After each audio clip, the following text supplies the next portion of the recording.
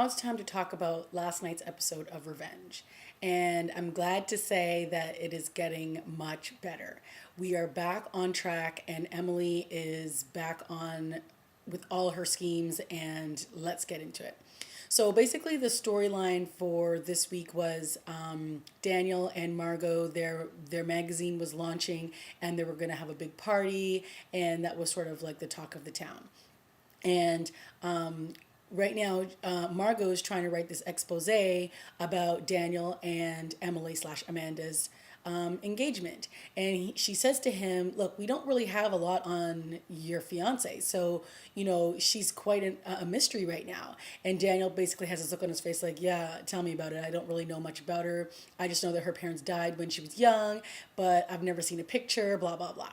So then this leads Daniel to basically say to Emily, look, are you in or you out? Like, you bail on me every opportunity you can. I'm trying to make a name for myself. I'm trying to get away from the Graysons, big family drama. I'm trying to start my own thing, and I need your support. And of course, Emily slash Amanda is always up to many other shenanigans other than Daniel.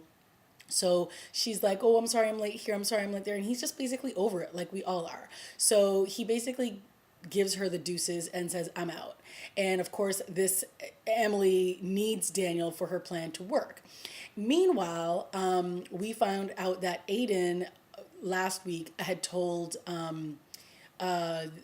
Daniel's father that he believed that it was what's his name, the oh my gosh, that Jack was responsible for his accident. And so of course Conrad now is all like, oh, we got to get him. No matter what, Jack has to be taken out. And Emily doesn't is not aware of this. Emily does not know that Conrad is on to Jack, and of course it's a lie because Jack didn't do this. He's just Aiden threw Jack under the bus because he's jealous of Jack. And then we find out now that Victoria is basically trying to say to Aiden, who are you going to be loyal to? Are you going to be loyal to me, or are you going to be loyal to Conrad? You need to choose a side. And Aiden was trying to sort out exactly who did tamper with the car. And in a weird roundabout way, he basically says, I know who did it. It was one of your children. And so, of course, we're like, well, duh, of course it's Charlotte, because Charlotte is like basically, so upset with her dad because she found out that her dad was responsible for Declan's death, blah, blah, blah. So she and Conrad goes, Victoria goes to Conrad and says, listen, I know who sabotaged your car, and I cannot believe it. And he's like, who did it? And then Charlotte comes in and she basically says, sorry, Dad, it was me. I did it. I'm responsible. I'll take full blame. And he's like, no, I just want our relationship to get back on track. I forgive you. I love you. And they have this really great scene, and Charlotte walks away. Little do we know that it actually wasn't Charlotte. Charlotte is just lying because she loves Jack, like, as a brother, and because she was Declan's brother, or he's Declan's brother. And so she said, listen, I'm only going along with this because I don't want Jack being accused of something that he didn't do. And that's the only reason why I'm doing it. And then she leaves. Now, what we didn't hear Aiden tell Victoria was that it was actually Patrick who sabotaged Conrad's car. So the plot thickens with Patrick. And Patrick's storyline right now is, he's obviously an art dealer, and he's working in the shop with his mom. And we in last episode, Nolan and him had a kiss, and in this episode, basically, Patrick is like saying, listen, I know that you went to my ex-wife and offered her $20 million to find out the dirt on me. How could you do that? I'm not interested in any of that kind of stuff. So if you're going to try to find out schemes and stories to get to know me, then I'm not interested. And Victoria goes to see Patrick to talk to him and be like, what is going on? Why did you try to kill Conrad?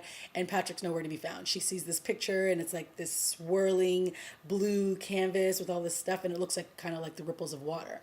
And then we see Patrick go over to Nolan's. He sits down on the little bench that he's sitting on, and they start making out. It gets a little hot and heavy, shirts come off, and it ends there. So now, okay, basically, what's her name? Emily has to decide now am I all in or am I all out? Like, she knows Daniel's called off the wedding and she can't have it. So Nolan basically says to her, listen, in order for this plan to work, you need to convince Daniel that you love him and that you're in this with him. You have to open up and share a part of your life with him. So she breaks in to Jack's house and she finds a picture, and I believe it's the real Emily and her parents. And when she's there, she overhears Margot and Jack talking, and they have this moment and they kiss and blah, blah, blah. So she's obviously realizing, she's not going to have Jack. Jack really doesn't want anything to do with her. So when she sees Aiden at the end of the episode, he tells her that Patrick was the one who actually sabotaged the car, and, basically he's going to get dealt with later on down the road. And, she turns to Patrick and she's like, listen, I'm sorry that I know you came back here to help me and stuff, and I don't want you to feel used, and I really do care about you more than you know. And they have this moment and they kiss. Me personally, I think she sees Jack is gone, and so Aiden's like second best choice. And so they have a little moment. He's very excited because he cares about her, and they do have chemistry, so I'm not mad at that. And then the last scene is her finally talking to Daniel and telling Daniel that, she basically tells Daniel about her relationship with her father. Meanwhile, he thinks it's about her other family, but she's really talking about her dad, David Clark. And they have a really nice moment, and of course it's all lies, and she hugs him, and the wedding's back on. So, this whole will they, won't they, let's just do it. Let's have them be married and let's get to this end game. I mean, all in all, it was a good episode. We're not dealing with all this outside initiative nonsense anymore. So we're getting down to the nitty gritty, like the scheming, the lying, the plotting, which is good. Patrick is clearly up to no good. Victoria is clearly up to no good. Charlotte, okay, she had a little bit of a backbone in this episode, so that was kind of good. Jack, whatever. He's going to be with this Margot character, and who cares about Margot? Nobody really cares about Margot. She's just some new person that they introduced in this season, and so if they both disappear, who cares? And then Emily/Amanda is back up to her old tricks, which is great. And Daniel, he's starting to get a clue that, his future wife, he doesn't know anything about. But that being said, he's in and they're going to get married again. So a good episode, I will say, of Revenge this week. So that is my review, and I'll see you next week.